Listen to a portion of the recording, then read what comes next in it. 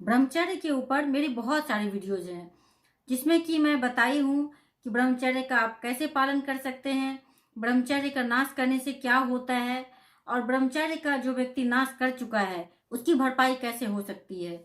लेकिन आज का जो मेरा टॉपिक है वो है कि ब्रह्मचर्य के पालन के द्वारा जब आप अपनी ऊर्जा को बचाते हैं तो उस ऊर्जा को आपको कहाँ पे खर्च करना है ये भी तो जानना बहुत ही ज्यादा जरूरी है। काम ऊर्जा एक बहुत ही बड़ी ऊर्जा है। अगर आप इसका सही उपयोग करना सीख जाएंगे तो जीवन में चमत्कार होना शुरू हो जाता है, क्योंकि इसी ऊर्जा को जब आप नीचे की ओर बहाते हैं इससे आपका जो शरीर है वो अस्वस्थ होता चला जाता है, माइंड अस्वस्थ होने लग जाता है और भी बहुत सारे इसके दुष्परिणाम आपको देखने को मिलता है। लेकिन जब इसी ऊर्जा को आप ऊपर लेकर आते हैं, इसको सही जगह में लगाना सीख जाते हैं, तो फिर देखिए कि आपके जीवन में एक से बढ़कर एक चमत्कार होना शुरू हो जाता है। मेरे पास एक भाई का कमेंट आया था, उन्होंने लिखा था कि जब वो ब्रह्मचर्य का पालन करते हैं तो फिर उनको अंदर से बहुत ही ज्यादा गुस्सा आता है, फिर उनको ऐसा लगता है कि किसी के साथ मारपीट कर लूं या फिर ऐसा ही कुछ नेगेटिव चीजें कर लूं जो कि अच्छा नहीं है। तो इससे तो अच्छा है कि इस ऊर्जा को मैं नीचे ही बहा दूं, फिर मैं रिलैक्स हो जाता हूँ। ऐसा करना कोई सॉल्यूशन तो है नहीं। अगर आप इस ऊर्जा को सही तरह से संभालना सीख जाएं तो फिर देखिए कि धीरे धीरे आपको ये भी पता चलने लग जाएगा कि इस ऊर्जा को आप कहाँ कहाँ पे लगा सकते हैं। आज मैं आपको 5 पॉइंट्स बता रही हूँ जो कि बहुत ही ज्यादा महत्वपूर्ण है। अगर आप अपनी ऊर्जा को इसमें लगाते हैं फिर देखिए कि आप जो कुछ चाहेंगे जीवन में उन सभी चीजों को आप प्राप्त कर पाएंगे। सबसे पहले तो आपको एक सुंदर सा, एक बहुत ही बढ़िया व्यवस्थित दिनचर्या बनानी चाहिए जिसमें कि वो सभी चीजें शामिल होनी चाहिए जो कि आपके लिए बहुत ही ज्यादा जरूरी है। जैसे कि समय पे उठना, समय पे सोना, समय पे खाना, समय पे एक्सरसाइज करना, कुछ स्पोर्ट्स खेलना, कुछ धार्मिक किताबों को पढ़ना, इसके साथ साथ कुछ सीखना, ये सभी हर दिन होनी चाहिए।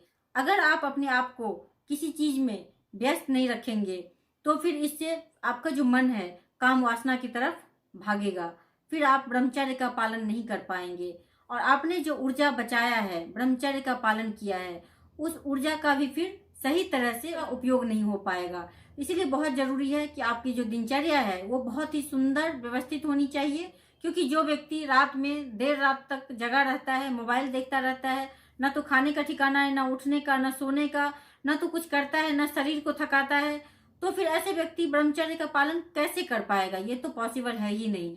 यही आपकी पहली सीढ़ी होनी चाहिए। जिस व्यक्ति का दिनचर्या अच्छा नहीं होता है, कोई रूटीन ही नहीं है, ऐसे व्यक्ति जीवन में बहुत ही पीछे रह जाता है। दूसरा है एक कला सीखिए जीने के लिए। तो वैसे देखिए मनुष्य भी जी लेता है, जानवर भी जी लेता है, बाकी जो भी छोटे छोटे जीव जंतु है वो सब भी अपने जीवन को जी लेता है। लेकिन अगर हम मनुष्य है तो हमारी चेतना बहुत बड़ी है, तो इसीलिए हमें कुछ सीखना भी चाहिए, अपने चेतना को बढ़ाते रहना चाहिए। और एक कला जो है वो आपकी चेतना को बढ़ाती है, क्योंकि कुछ सीखना यानी कि अगर आप जब कोई कला सीखते हैं तो ये एक साधना है। आप बिना साधे किसी चीज को सीख नहीं सकते हैं, तो इसमें आपकी ऊर्जा लगती है। ये वो कला आपका कुछ भी हो सकता है, आपके इंटरेस्ट के हिसाब से हो सकता है। कोई गाना गाना पसंद करता है तो म्यूजिक सीख सकते हैं, डांस करना पसंद तो डांस सीख सकते हैं, अगर आपको ड्राइंग पेंटिंग पसंद है तो वो सीख सकते हैं, अगर आपको कुछ और पसंद है तो वो भी सीख सकते हैं। कुछ ना कुछ एक कला आप जरूर सीखिए, ये बहुत ही ज्यादा आवश्यक है। अगर आपके जीवन में कुछ होगा नहीं तो ब्रह्मचर्य का पालन भी आप नहीं कर पाएंगे, क्योंकि ऊर्जा लगाने के लिए भी एक जगह होनी चाहिए।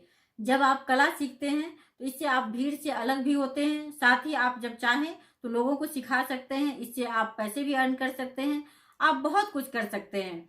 तीसरा है एक स्पोर्ट्स आप जरूर खेलिए। एक बच्चे को देखिए वो कितना खेलता है, कितना एनर्जेटिक रहता है, कितना खुश रहता है, वो कभी नेगेटिव चीजों को नहीं सोचता है, फालतू चीजों को नहीं सोचता है। लेकिन जैसे जैसे हम बड़े होते हैं खेलना छोड़ देते हैं, खुश रहना छोड़ देते हैं, पॉजिटिव रहना छोड़ देते हैं, नेगेटिव की तरफ चले जाते हैं, जीवन को इतना ज्यादा भारी भरकम बना देते हैं कि ऐसा लगता है कि जीवन जीना ही भूल गए हैं। जब तक हम अपने जीवन में खेल कूद को शामिल नहीं करेंगे, कुछ खेलेंगे नहीं, कुछ एक्टिविटीज नहीं करेंगे, तो फिर हमारा शरीर भी स्वस्थ नहीं हो सकता है।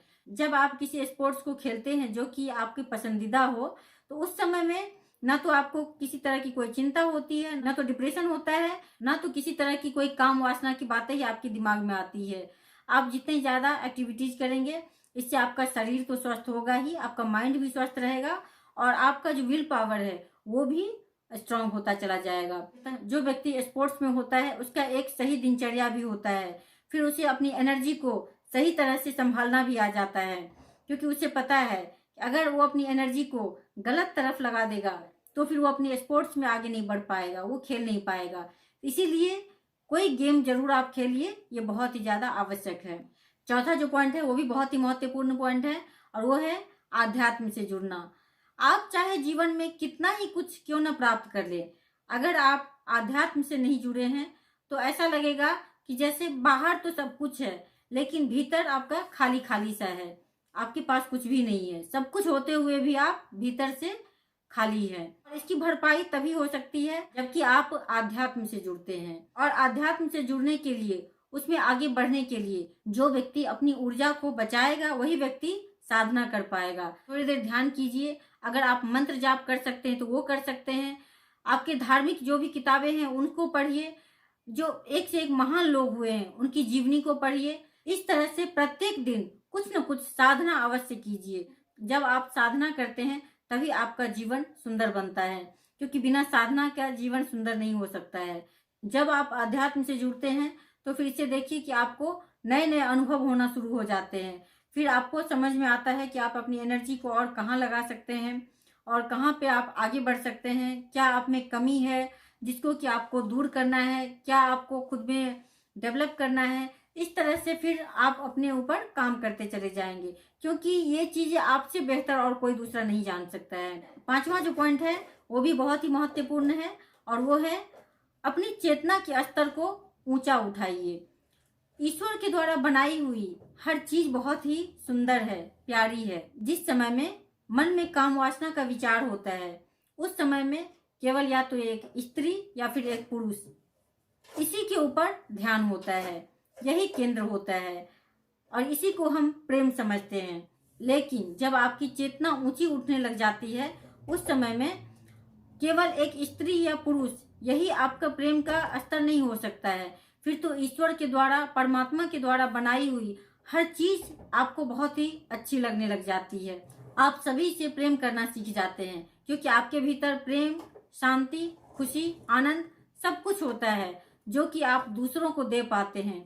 लेकिन जब आप अपनी इस ऊर्जा को नीचे ले जाकर नष्ट करते हैं उस समय में आप भीतर से खोखला होते हैं, दूसरों के ऊपर आश्रित होते हैं कि उससे मुझे सामने वाले से प्रेम मिले, खुशी मिले, आनंद मिले, मिलता तो है नहीं। फिर आपको जीवन में कमी सी लगती है। लेकिन जब आप खुद में पूर्ण होते चले जाएंगे तो फिर आपको किसी के ऊपर आश्रित भी नहीं रहना होगा।